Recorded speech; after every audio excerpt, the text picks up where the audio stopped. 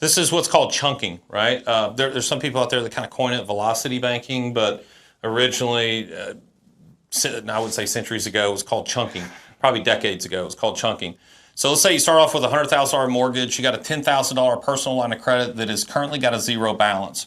Okay, well now we're going to use the personal line of credit, so it's going to go up to 10 grand, but we're going to send that 10 grand over here on the mortgage. So now you owe 90, because some people are like, okay, well now I got two debts. My debt just went up. No, it didn't. You just shifted where the debt is. So now you've got 90,000 over here and you got 10,000 over here. It's still 100 grand.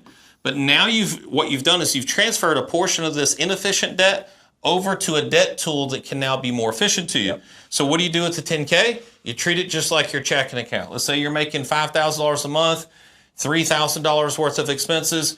It may take 4.5 to 5 months in order for this to get back down to a zero balance. But when it does, guess what? You send it over here to the 90 grand. This becomes 80. And then this is 10. You repeat and rinse. That's called chunking.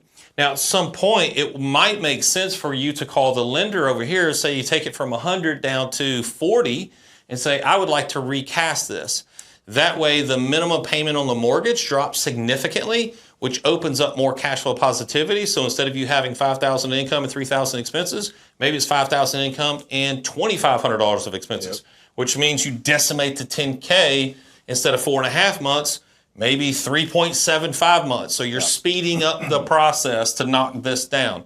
So high level, that's chunking. However, inside the program, it's going through the daily activities of what you need to do, how the math works, and how you need to execute. Yep. And I'll just say, you said, $500 difference there. Y'all, you would be very surprised on how monumental $500 movement is in this strategy.